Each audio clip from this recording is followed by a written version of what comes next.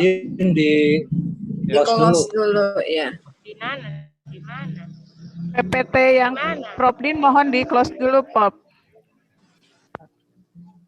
Oke. Kirim. Gitu ya.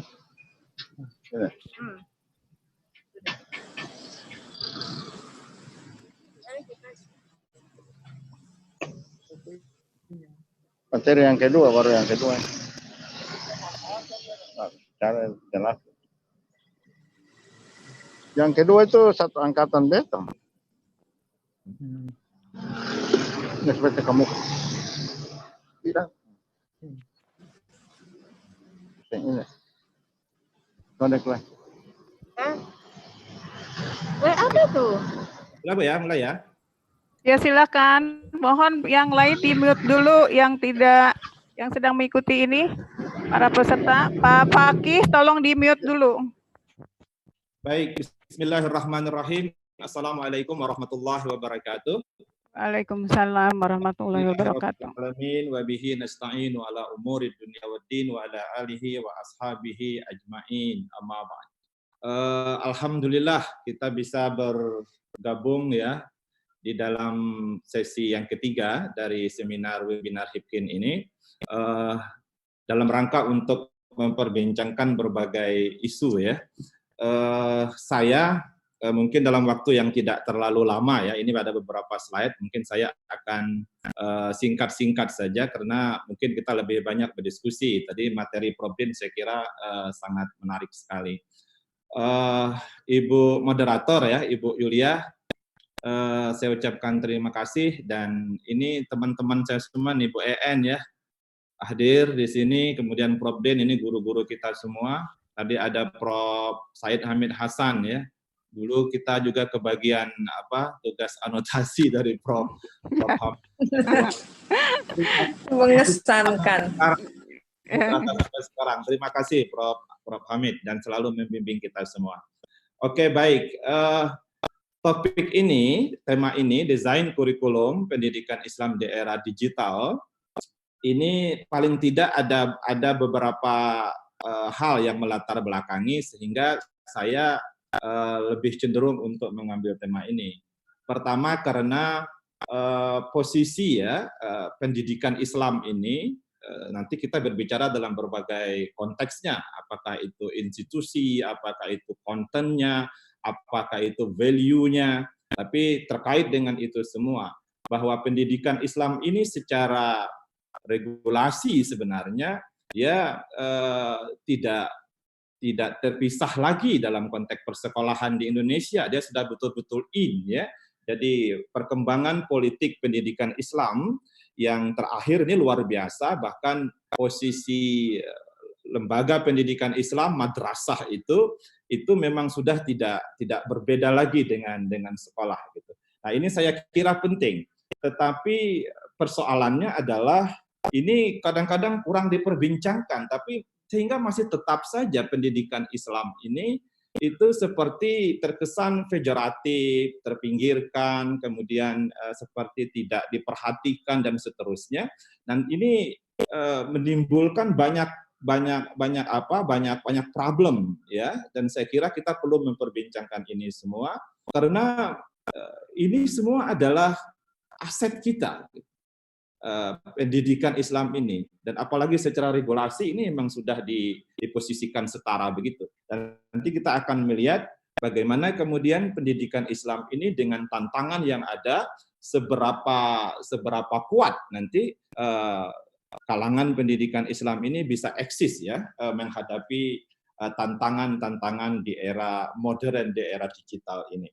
Nah, kemudian yang ketiga, kenapa ini diangkat? Karena memang saya ini berkecimpung di lembaga pendidikan Islam ini, sehingga saya merasa penting untuk mengangkat ini. Ketika di UPI, saya juga mengambil isu-isu penelitian mengenai pembelajaran, ya, pengembangan model pembelajaran, karena saya lihat ini nanti yang menjadi persoalan yang sangat krusial di dalam lembaga pendidikan Islam itu. Persoalan instruksional, persoalan pembelajaran. Baik, Bapak Ibu sekalian, mungkin saya supaya lebih sistematik ya dalam waktu yang singkat ini, kita akan melihat mungkin ada beberapa problem pendidikan Islam itu baik itu dalam konteks yang lama. Jadi ini persoalan-persoalan klasik pendidikan Islam ini luar biasa. Kita punya masalah dikotomi keilmuan yang sampai sekarang ini masih belum selesai.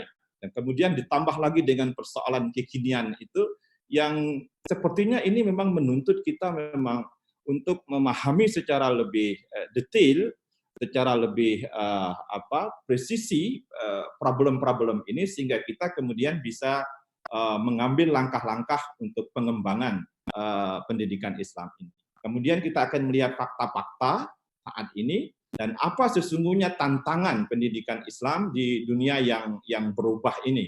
Apalagi saya melihat terus terang saja, saya kalau melihat kondisi madrasah misalnya di Sumatera Selatan, di Palembang, di pinggiran itu, ketika anak-anak sekolah bisa belajar di rumah misalnya, tetapi kemudian anak-anak madrasah seperti apa? Anak-anak ibtidaiyah, anak-anak sanawiyah begitu, yang mereka tidak memiliki akses yang baik terhadap teknologi, terhadap jaringan dan seterusnya, dan saya kira ini menjadi tantangan betul bagi kita sehingga kita tidak bisa, menurut saya kita tidak adil kalau kita di HIPKIN ini berbicara mengabaikan saya kira pendidikan Islam karena ini aset kita.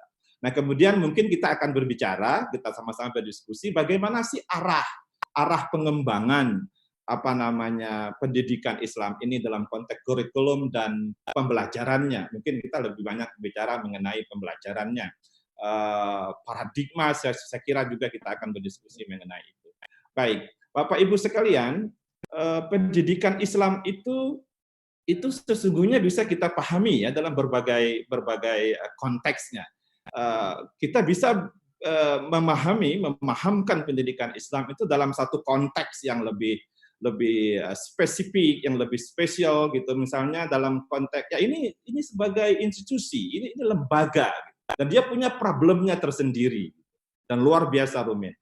Kemudian dia dipahami sebagai subject matter, sebagai konten ya pembelajaran, dan ada dua sesungguhnya di sistem pendidikan kita di Indonesia. Itu kalau untuk konteks persekolahan kita punya satu subject matter yang bernama pendidikan agama, dalam hal ini misalnya agama Islam, yang Kristen pendidikan agama Kristen dan seterusnya. Tetapi dalam konteks madrasah ini justru menjadi terpisah-pisah lagi, gitu. Jadi disebut PAI dalam konteks madrasah itu ada fikihnya, kemudian ada akidah akhlaknya, ada Al-Qur'an hadisnya, ada tarikhnya dan seterusnya. Dan ini menjadi lebih beragam lagi dan membutuhkan satu kajian yang saya kira secara instruksional nanti pengembangan model terhadap pembelajaran di masing-masing subject matter itu. Nah, kemudian yang terakhir kita bisa juga mendiskusikan pendidikan Islam dalam konteks value, dalam konteks nilai, yang ini tentunya adalah nilai-nilai yang bersifat universal. Dan ini juga masih punya persoalan. Jadi pendidikan Islam itu nanti dalam konteks problemnya, aspek nilai, aspek morality, aspek karakter itu juga itu ternyata masih belum utuh pembinaannya, pembelajarannya, sehingga masih ditemukan gejala-gejala di madrasah atau di lembaga pendidikan Islam yang sepertinya nilai-nilai morality itu sepertinya terabaikan. Beberapa kasus yang terjadi di madrasah ya, pengelola madrasah misalnya, yang ya terkena kasus-kasus terkait dengan penggelapan dana bos apa segala macam. Ini semua terkait dengan persoalan moralitas di lembaga pendidikan Islam. Oke. Nah, berikutnya Bapak Ibu sekalian, saya ingin menjelaskan beberapa problem yang real, yang aktual yang kita lihat gitu di tengah-tengah kita. Bahwa dalam konteks madrasah ya, kita bicara dalam konteks madrasah, walaupun nanti kita akan berbicara dalam konteks pendidikan tinggi yang juga dalam konteks politik pendidikan Islam di Indonesia mengalami perkembangan. Itu misalnya dari sekolah tinggi, kemudian ada menjadi IAIN, kemudian menjadi UIN. Ini konversi yang luar biasa. Sehingga ketika menjadi Universitas Islam Negeri dalam konteks perguruan tinggi, ini sebenarnya sudah lebih masif lagi untuk mengembangkan kajian-kajian yang sebenarnya lintas keilmuan, sehingga persoalan dikotomi itu akan terbongkar di sini, tapi ternyata ini ada persoalannya tersendiri. Oke, nah dalam konteks madrasah misalnya, kita sulit sekali membangun sikap kritis. Ini persoalan, dan tidak hanya persoalan di Indonesia ternyata, jadi hampir di semua negara. Kalau kita berbicara dalam konteks perbandingan pendidikan Islam, misalnya di berbagai negara di luar, itu juga masih seperti itu. Di Pakistani, kemudian di negara di Timur Tengah, ya, dan seterusnya, itu sikap-sikap kritis, ya, sikap kritis itu menjadi satu persoalan. Karena memang ada satu gejala yang sepertinya rigid sekali di lembaga pendidikan Islam itu yang bersifat dogmatis gitu, karena materi yang dibahas ini adalah materi-materi keagamaan gitu. Jadi saya kira ini jadi satu persoalan, dan di Indonesia saya kira sudah mulai ada diskusi itu, tapi masih kuat saya kira pandangan-pandangan yang masih anti kritik ya terhadap konten atau materi-materi pendidikan itu. Nah, saya kira ini menjadi penting ya. Misalnya pengembangan ilmu-ilmu umum di madrasah itu, dan ilmu-ilmu sosial atau ilmu-ilmu dalam konteks ilmu alam, natural sciences dan social sciences itu kadang-kadang menjadi pejoratif, dia menjadi terpinggirkan, sehingga kemudian sepertinya madrasah itu lebih ditekankan, lebih diangkat dalam konteks kajian-kajian keagamaan yang kemudian menjadi sulit untuk mengembangkan sisi-sisi sains. Nah, ini nanti terkait dengan teknologi, terkait dengan tantangan globalisasi, modernitas dan seterusnya. Oke. Nah, kemudian dalam konteks di Indonesia ini perkembangannya madrasah, karena dia sudah disetarakan, dan kemudian alumni madrasah sudah bisa terserap ya. Saat ini luar biasa di perguruan tinggi umum dia sudah bisa cair begitu, sudah in betul, bahkan di kedokteran, walaupun nanti ada persoalan misalnya di Universitas Islam Negeri seperti di Jakarta ada fakultas kedokteran, lalu kemudian alumni madrasah ini seberapa sanggup untuk berkompetisi dalam konteks yang ideal itu. Nah, nanti justru kemudian malah di Universitas Islam Negeri malah yang alumni madrasah ini malah tidak bisa masuk ke situ. Nah, ini tantangan. Nah, jadi ada problem kurikulum di situ yang overload. Ini sudah banyak dikritik sesungguhnya. 70% pelajaran yang bersifat umum itu pun ditambah dengan pelajaran agama lagi. Nah, jadi ini ada beban peserta didik yang sesungguhnya berat, dan ini kemudian perlu dicarikan jalan keluarnya. Saya tidak tahu apakah salah satu jalan keluarnya adalah full day school ya, full day school. Tapi kalau full day school itu ada banyak orang yang tidak terlalu mempercayai itu akan efektif misalnya, dan kajian-kajian itu saya kira kita bisa lihat. Tetapi di beberapa konteks lembaga pendidikan Islam seperti pesantren ini tidak full day school saja, tapi sudah sehari semalam itu mengkaji, belajar dan seterusnya. Jadi kita punya khazanah pesantren yang nanti lain lagi mungkin kita akan berdiskusi itu. Nah, kemudian kurikulum pendidikan yang syarat dengan materi tapi tidak syarat nilai gitu. Jadi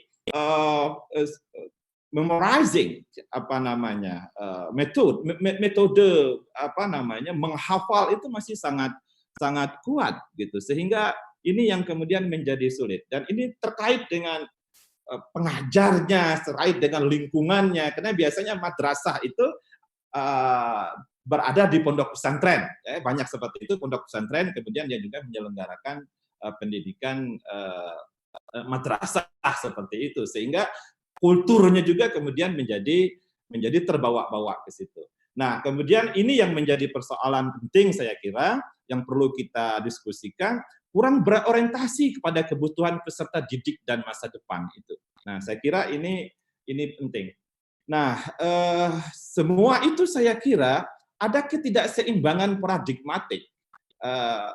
Jadi kita harus pahami sebenarnya pendidikan Islam itu seperti apa sih wujudnya untuk mewakili pesan-pesan misalnya dalam literatur suci Islam misalnya. Ketika kemudian kita hanya mengarah begitu bandulnya untuk menciptakan alumni kita menjadi sosok seorang Abdullah gitu, seorang abid, seorang hamba gitu, yang punya kesalehan mungkin yang bersifat pribadi, kesalehan yang bersifat personal, tapi kemudian apakah tidak beresiko ketika kita mengabaikan misalnya kesalehan yang bersifat sosial di dalam pengembangan pendidikan kita.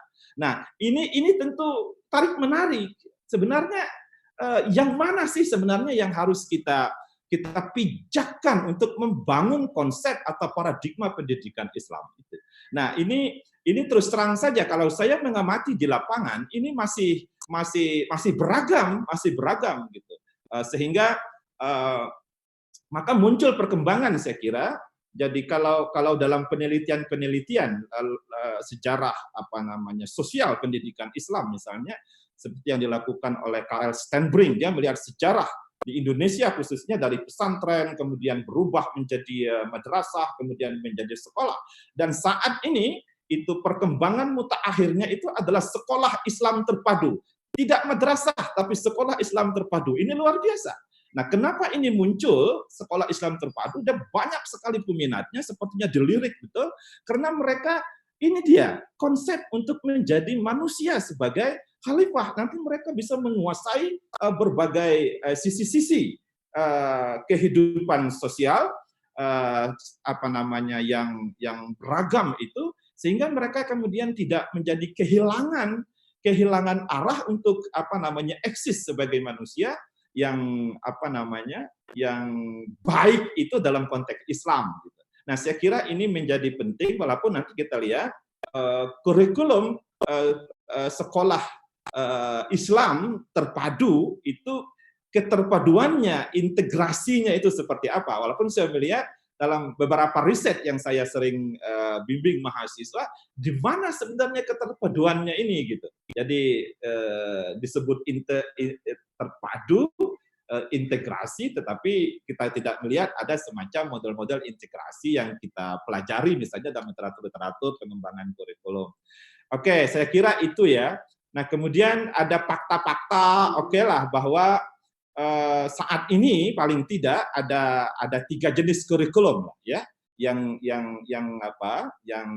eksis, yang landing, walaupun dalam konteks yang berbeda-beda itu diimplementasikan. Ada kurikulum pragmatis, jadi banyak sesungguhnya madrasah atau pondok pesantren yang orientasinya ini lebih ke pragmatis, jadi life skill, keterampilan hidup.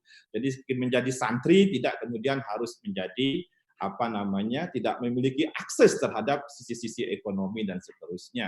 Tetapi kemudian ada kurikulum yang bersifat teoretikal. Jadi dia bersifat akademik saja. Nah, ini tentu untuk menjadi ulama ya, untuk menjadi ulama, menjadi orang yang menguasai konsep dan seterusnya. Dan kemudian ada kurikulum teologis ya. Saya kira ini diperdebatkan juga dalam konteks ini bahwa teologis dalam konteks kurikulum kita ini dalam konteks yang seperti apa, karena ini tentu menjadi inti dari Islam sesungguhnya, tauhid, tetapi ketika kemudian dia dikembangkan dalam konteks pendidikan di lembaga-lembaga pendidikan, maka dia seperti apa wujudnya gitu. Ini kemudian menjadi agak sulit. Saya misalnya sampai sekarang sering sekali menantang mahasiswa saya misalnya untuk melakukan riset-riset yang bersifat pengembangan model, karena novelty-nya, something new dari riset-riset pengembangan model ini saya kira luar biasa gitu ya. Misalnya apa sih yang bisa dilakukan oleh para guru untuk mendesain suatu pembelajaran di madrasah sehingga misalnya pelajaran akidah yang penting itu, konteks teologis yang penting itu, bagaimana efektif mengajarkan akidah kepada peserta didik. Sehingga peserta didik ketika diajarkan tentang akidah, diajarkan tentang akhlak atau fikih misalnya, atau tafsir misalnya, mereka kemudian menjadi betul-betul efektif pembelajaran itu. Nah, ini terus terang saja Pak Moderator, Ibu Moderator ya, dan teman-teman sekalian, saya belum melihat bahwa ada kecenderungan di lembaga pendidikan Islam ini pengembangan yang begini nih. Pengembangan yang bersifat pengembangan model pembelajaran yang agar lebih efektif itu. Jadi saya malah sering, karena saya juga sebagai sering diajak BIMTEK ke daerah-daerah ya di Sumatera Selatan itu. Saya guru, udah berapa lama Ibu mengajar di madrasah? Ya ada yang 12 tahun, 15 tahun. Tapi ketika kita diskusi, ada berapa metode pembelajaran gitu yang dipahami, yang dilakukan selama ini. Itu menyebut lebih dari 5 itu kerepotan, Bu. Jadi metode ceramah, metode tanya jawab itu. Jadi ketika kemudian ya yang sederhana kan kita kan sering sekali mengemukakan ini ke mahasiswa kita. Melvin Silberman misalnya dalam 101 Strategies to Teach ini Subject, ada satu buku itu mengenai 101 strategi. Itu banyak yang tidak paham. Jadi pembelajarannya memang pembelajaran yang bersifat monoton gitu. Jadi belum tersentuh oleh model-model pembelajaran yang mutakhir gitu. Ini yang kemudian menjadi agak repot saya kira dalam konteks madrasah, terutama yang di daerah-daerah. Saya kurang tahu persis kalau yang di kota-kota dan di Bandung dan seterusnya itu. Nah, saya kira itu, dan ini saya kira sekedar informasi saja ya mengenai guru-guru kita itu, karena kita berbicara mengenai kurikulum pembelajaran ini memang harus terkait dengan guru. Kita memang punya persoalan guru PAI. Saya ini dosen di Fakultas Ilmu Tarbiyah dan Keguruan gitu ya. Ya, saya melihat memang ya inilah problem pendidikan Islam dari sisi inputnya gitu ya. Mahasiswa kita ini maaf konteks madrasah begitu, dalam konteks di UIN juga begitu saya kira ya. Jadi input kita itu input yang memang tidak terlalu tersaring dengan baik ya. Jadi banyak mahasiswa kenapa memilih tarbiyah? Ada yang mengatakan ya daripada tidak menjadi guru lebih baik saya ingin menjadi guru agama saja dan seterusnya. Tetapi persoalannya adalah ke kualitas gitu ya. Jadi kita memang tuntutan profesionalisme guru agama itu luar biasa, tapi saat ini kemudian kita dihadapkan dengan guru agama yang kurang tidak memadai dalam sisi kuantitas, belum cukup, belum ideal seterusnya, sehingga setiap pengangkatan guru kemudian mungkin tidak terseleksi dengan baik, tapi tetap saja persoalan guru itu menjadi persoalan. Dan ketika guru ini menjadi persoalan, ya persoalan yang berikutnya adalah pengembangan kurikulumnya, pembelajaran dan seterusnya. Saya kira ini akan berentetan seperti itu. Mohon izin Pak, 4 menit lagi. Oke, gitu ya. Oke. Nah, saya kira yang berikutnya tantangan pendidikan Islam di dunia digital, karena saya kira kita sama-sama sudah tahu ya bahwa digitalisasi, globalisasi, revolusi industri dan seterusnya itu memang sudah mengancam kita semua kalau kita tidak siap ya. Jadi menurut saya memang saat ini guru-guru kita semua, para siswa, orang-orang yang berada di bangku sekolah itu buta huruf itu memang bukan karena nggak bisa baca huruf abjad gitu, tapi ketika tidak mampu mengakses teknologi digital itu buta huruf, saya kira itu. Saya kira ada definisi buta huruf yang baru sekarang. Baik, kemudian yang berikutnya dampaknya luar biasa ya. Nah ini tadi yang kita bahas awal sebelum mulai ya, misalnya orang sudah semakin efektif aktif, ya, untuk melakukan sesuatu, belajar dengan daring dan seterusnya. Guru hampir tidak dibutuhkan, orang sudah punya ruang guru dan seterusnya. Nah, yang tadi itu, yang konteks misalnya orang tidak melihat ijazah, orang tidak melihat Anda alumni mana, tapi ketika Anda dilakukan tes gitu, assessment, Anda kemudian bisa dan mampu, maka oke, Anda bisa bekerja, Anda bisa dihargai dan seterusnya. Jadi itu tantangan-tantangan kita gitu, dan itu luar biasa. Dan banyak sesungguhnya literatur yang bisa kita akses mengenai itu, mengenai ketidakberdayaan institusi ini. The death of education, ya tidak ada lagi pendidikan kepakaran itu. Ada kemudian terbunuhnya pemikiran, kemudian matinya universitas dan seterusnya.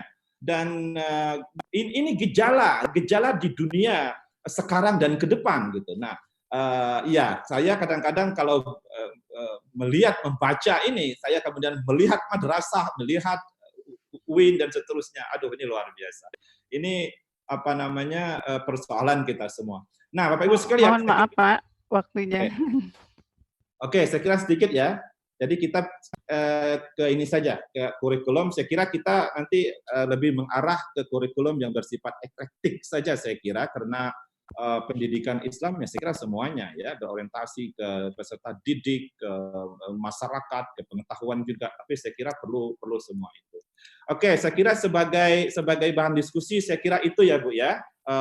Yang bisa saya sampaikan. Mohon maaf, terima kasih. Wallahu a'lam bishawab. Assalamualaikum warahmatullahi wabarakatuh. Waalaikumsalam. Terima kasih Pak Rahmansyah. Salam super. Menarik sekali. Oke, tiba saatnya kita sekarang pada sesi tanya jawab. Saya bagi menjadi satu termin dulu, dan satu termin itu 3 orang penanya. Ketika akan bertanya, tolong mengacungkan, melambaikan tangannya dan menyebutkan nama, asal instansi, dan kepada siapa pertanyaan itu ditujukan. Pertanyaan pertama silakan. Oke, Bu En. Bu En. Iya, Bu Yuli ya, makasih. Ya, yang kedua sebentar Bu En. Saya, Yang kedua siapa?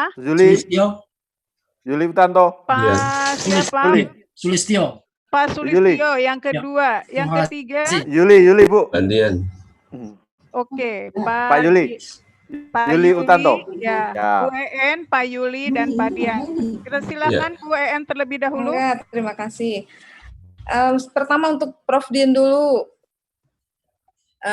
Prof, saya setuju dari sisi konsep zonasi itu, sangat setuju. Dari berbagai macam aspek akan menguntungkan masyarakat. Toh masyarakat juga tidak ingin anaknya jauh dari keluarganya, tanpa pantauan, boros ongkos, dan sebagainya.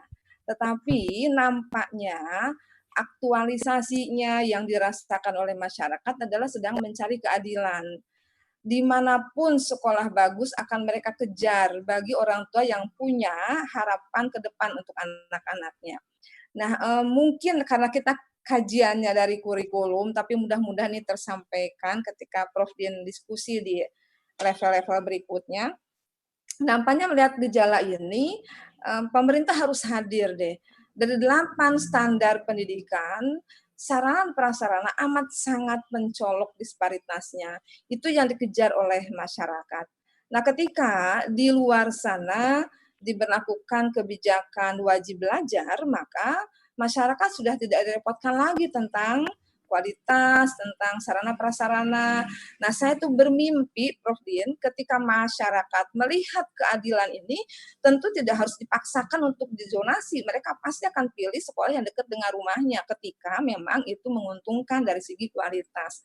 Nah, jadi mungkin kita kajian dari sisi kebijakannya juga suatu saat harus dibedah, Prof Din, ya, agar kita mendapatkan keseimbangan dari 2 aspek, dari kebijakan dan konsekuensi hadirnya pemerintah ketika kebijakan itu digulirkan. Itu yang untuk Prof Din. Untuk yang Pak Abdurrahman Syah, Pak Abdurrahman, saya tuh agak aneh gitu nih, tapi kenyataan ini. Ketika mahasiswa di UIN tidak bisa ngaji. Iya. Dan itu menjadi hal yang umum ya, kondisi itu. Nah, kemudian Saya melihat di sisi lain ketika anak kita masuk SD kelas 1 sudah diberi tekstual, sudah diberi buku teks yang di dalamnya sangat padat konten akademiknya. Mulai dari rukun iman harus dihafal, rukun Islam harus dihafal. Kalau dari sisi kajian kurikulum kita berkaca pada sistem pengembangan kurikulum ilmu IPS atau ilmu pengetahuan sosial dengan menggunakan prinsip expanding community, mudah-mudahan itu yang saya cermati tidak salah ya Prof. Hamid ketika saya mendapatkan ilmu itu, dari yang paling melekat pada anak sampai akhirnya yang paling tinggi tentang konsepnya. Jangan dibalik, ini anak-anak TK sudah harus belajar yang berat-berat, cukup dihafal, tapi dia tidak suka dengan hal-hal kebaikan. Nah, bisa tidak gitu ya, teman-teman di UIN atau di Kementerian Agama fokus menyusun kurikulum itu dari hal-hal yang menyenangkan dulu untuk level anak di bawah. Gitu. Mencintai kebersihan, menyukai keberagaman, kemudian suka dengan kebaikan. Seiring dengan itu, makin tinggi level kelasnya, maka kurikulumnya makin menyentuh ranah konsep. Barangkali itu harapannya. Ya. Terima kasih Bu Yulia. Assalamualaikum warahmatullahi wabarakatuh. Waalaikumsalam. Mungkin langsung saja kepada Prof. Din, dipersilahkan terlebih dahulu.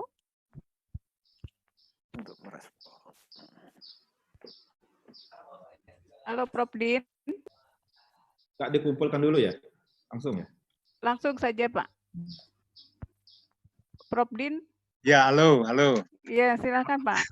Makasih Ibu yang berkaitan dengan tadi rasa keadilan, equity. Ini memang pertama saya melihat begini, pendidikan ini tanggung jawab semua pihak. Kita bersyukur pemerintah sudah menyusun standar pendidikan yang 8 standar itu. Sebetulnya ini langkah awal komitmen pemerintah bahwa dimanapun satuan pendidikan itu harus memenuhi 8 standar pendidikan. Ini kan komitmen yang sangat bagus karena jauh sebelumnya, sebelum ada standar berarti kan tidak ada janji pemerintah untuk melaksanakan pendidikan ini dengan sebaik-baiknya.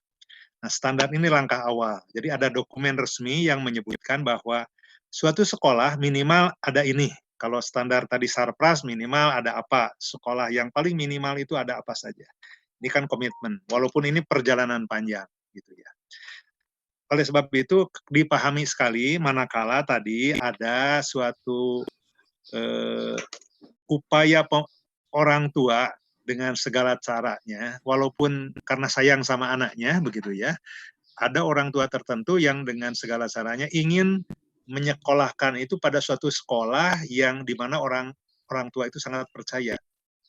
Pertama dari segi mungkin bukan hanya sarana fasilitas saja, tetapi juga gurunya, kondisi fisiknya dan seterusnya. Ini wajar.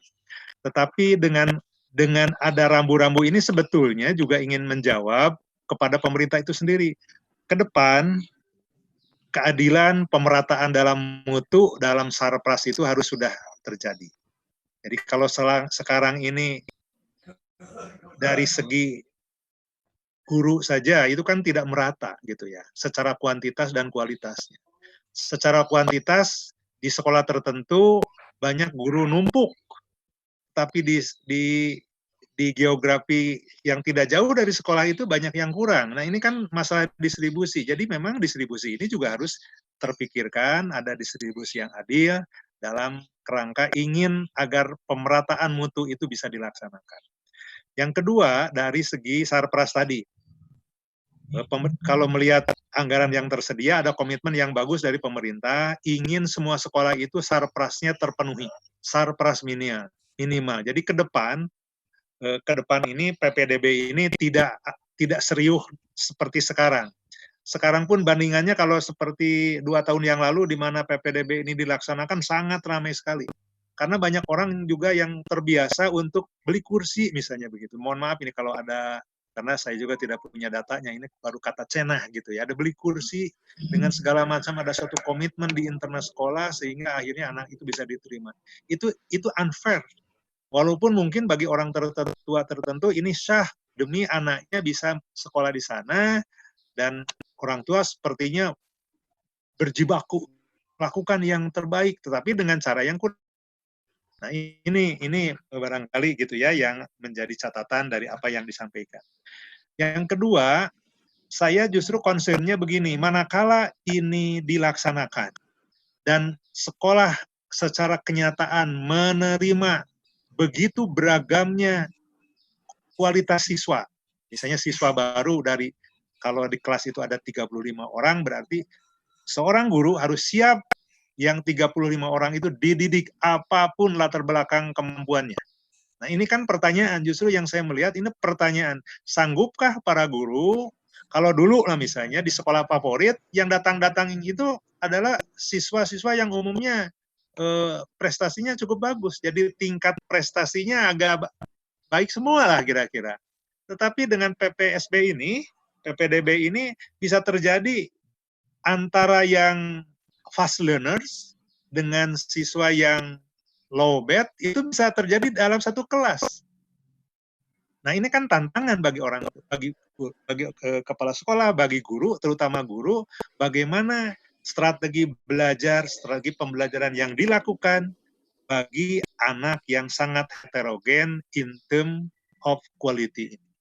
Itu tantangannya. Mungkin itu bisa, atau ada pertanyaan lain, komentar lain teman-teman?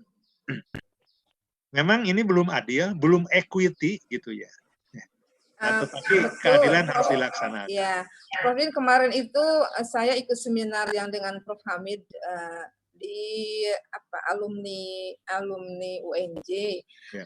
Salah satu keynote-nya itu Ketua Komisi 10 Pak Syaiful Huda kalau nggak salah. Baik, Hakim. Nah, dia itu menceritakan tentang sebetulnya kenapa pemerintah kita ini selalu gamang dengan target-target pendidikannya, dan pada akhirnya tidak seperti negara yang ingin kita contoh, menjadikan pendidikan sebagai investasi bangsa, karena ternyata dari anggaran yang tertuang, yang tercetus oleh dia, yang dikomentari oleh dia, sebetulnya anggaran pendidikan itu besar, katanya 508 triliun. Tetapi yang kita kelola hanya 75. Jadi yang sisanya itu untuk dana desa, untuk klaster daerah. Nah, nampaknya mungkin dari sisi keilmuan kita juga harus meyakinkan bahwa kualitas yang bagus itu memang perlu biaya gitu. Nah, ini akhirnya kembali ke yang disorot oleh pemerintah, keberadaan LPTK gitu.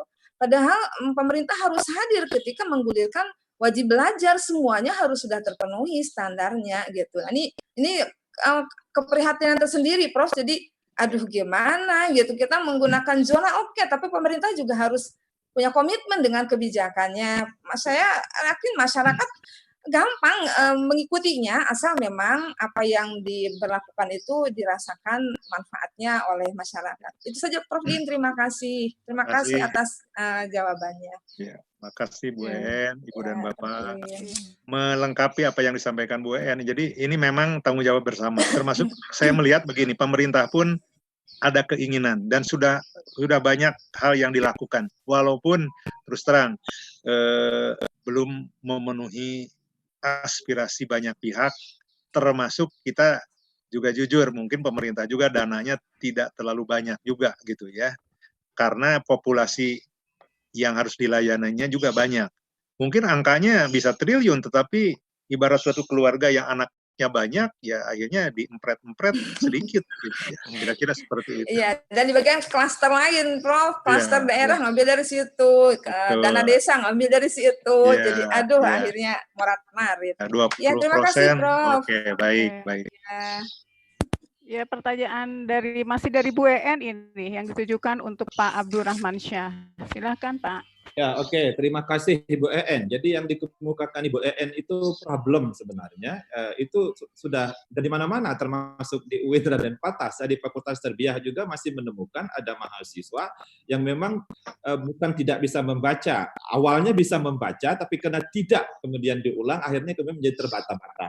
Memang Bu EN, saya memang di Palembang itu ya, teman-teman mahasiswa pasca sarjana itu melakukan survei, itu hampir 40% guru-guru kita, guru PAI di madrasah dan di sekolah itu, mereka itu menolak untuk membaca teks Arab, misalnya Al-Quran itu di depan siswanya dan menolak menulis Arab di papan tulis itu. Nah, ini terkait dengan itu sebenarnya ketidakmampuan membaca Al-Quran itu. Nah, memang sekarang ini kita memang sudah terbuka masuk ke fakultas tarbiyah itu dari alumni SMA dari apa. Kalau dulu kan kita dari madrasah itu madrasahnya masih UIN kan begitu seterusnya itu. Tapi ini dari dibuka sedemikian rupa gitu dan saya mengkritik itu tidak ada seleksi termasuk di UIN. Saya sampai sekarang mengapa tidak ada tes mengenai baca tulis Al-Quran terhadap mahasiswa baru gitu yang sistem online itu. Saya kira itu persoalan ya. Jadi yang padat konten itu juga dan kemudian tidak systematically dari konten yang mudah kemudian ke yang ini. Saya kira ini semua terkait dengan guru ini Ibu EN, dengan guru dan saya juga sering aktif di Balai Diklat itu ya. Saya kadang-kadang dengan Balai Diklat itu saya rekomendasikan saja kita harus berani untuk terbuka membahas ini. Jadi teman-teman yang misalnya dari UPI, dari IKIP, dari Unsri, EPKIP Unsri, kita ajak saja untuk berdiskusi gitu loh. Untuk membahas ini semua. Karena kalau guru-guru kita dilatih, di training begini ini, kemudian tidak memiliki kompetensi untuk merubah kemudian kinerja mereka, saya kira ini menjadi sulit. Saya kira itu memang persoalan ya Ibu EN dan Kementerian Agama saya kira kebetulan Direktur GTK yang di Kementerian Agama itu kebetulan dari UIN Raden Fatah itu Prof. Suyitno, kita juga berdiskusi dengan beliau dan kita berbicara mengenai berbagai problem guru dan tenaga kependidikan ini gitu. Dan UPI saya kira terlibat ya untuk mendidik guru-guru madrasah. Ada satu kerjasama dengan Kementerian Agama untuk program pendidikan untuk level S2 dan S3 untuk guru-guru madrasah. Saya kira problem ini itu lambat laun akan menjadi cair, akan menjadi selesai kalau kita terbuka saja. Jadi persoalannya ini keterbukaan kita. Saya kira itu ya, jadi problem-problem itu memang iya. Nah untuk konteks tadi, kok ada mahasiswa UIN yang tidak bisa baca Quran gitu misalnya kan begitu. Karena sekarang ini Ibu EN di UIN itu berbagai fakultas dibuka. Ada fakultas sains teknologi, ada fakultas Fisipol, ada fakultas ekonomi dan Anda sadar bahwa yang masuk ke situ itu dari beragam latar belakang yang tidak punya latar belakang keagamaan. Ini kemudian yang menjadi sulit sehingga mestinya ada mekanisme di level universitas atau fakultasnya gitu. Dan saya dorong kalau di fakultas tarbiyah sudah ada laboratorium itu dan kami tidak mengizinkan mahasiswa untuk ujian munafasah, ujian skripsi kalau dia tidak selesai urusan baca tulis Quran. Jadi memang harus ada program-program yang seperti itu di level itu. Kalau tidak ini akan menjadi persoalan di kemudian hari. Gitu. Ibu EN saja sampai terdengar ya persoalannya, saya pikir tidak. Gitu. Ternyata ini sudah menjadi persoalan di mana-mana mengenai sampai terdengar ke Lampung ya Pak. Ya sampai ke Lampung. Di Lampung juga ada UIN. Ya itu benar. Saya tidak untuk itu ya.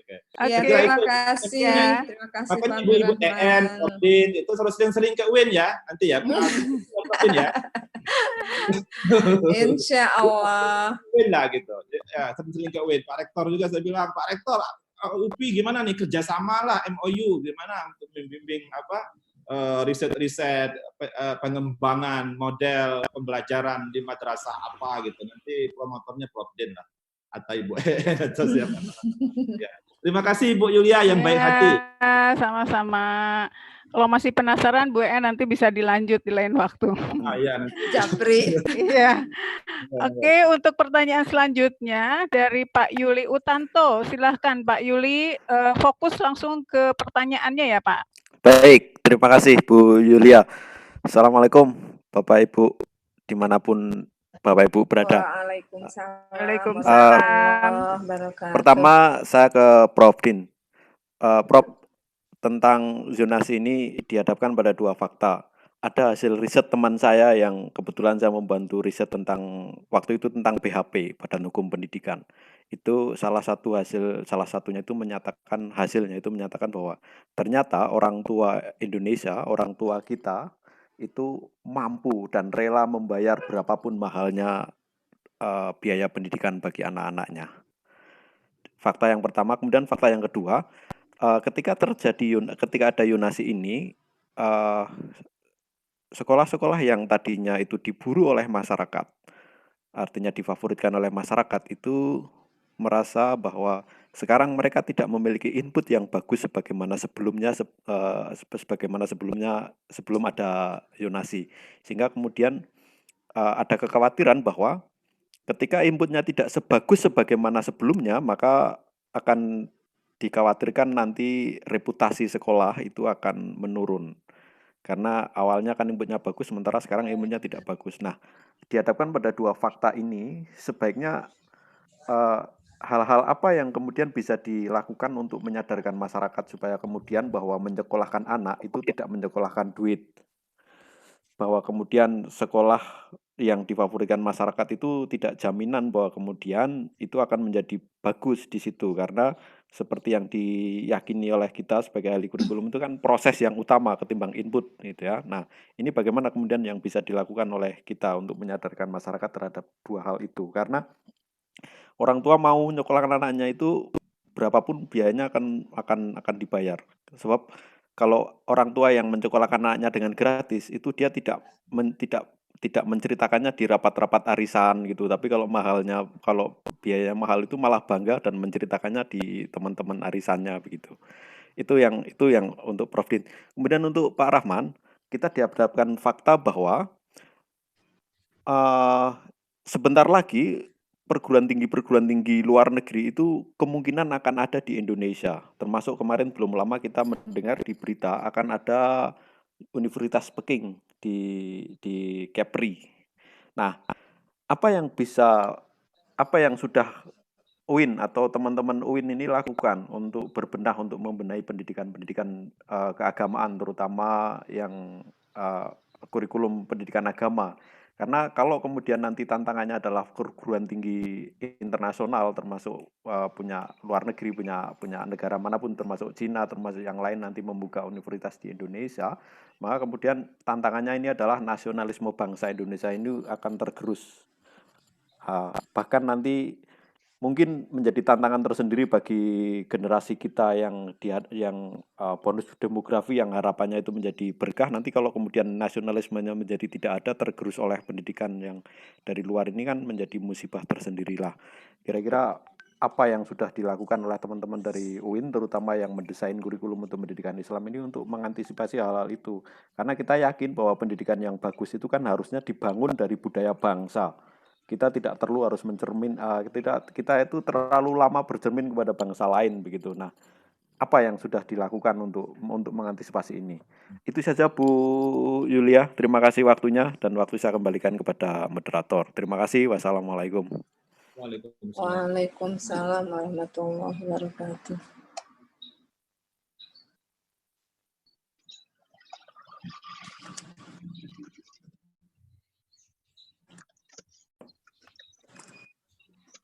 Moderatornya masih di mute gitu kayaknya. Halo Prof. Din, di mute dulu.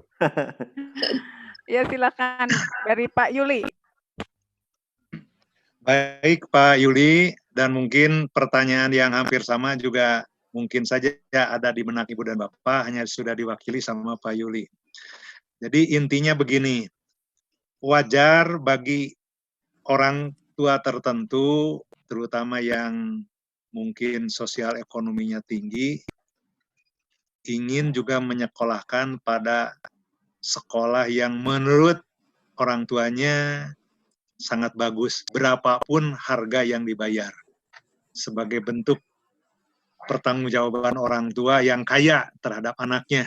Walaupun ini juga belum tentu benar dari segi pedagogi begitu.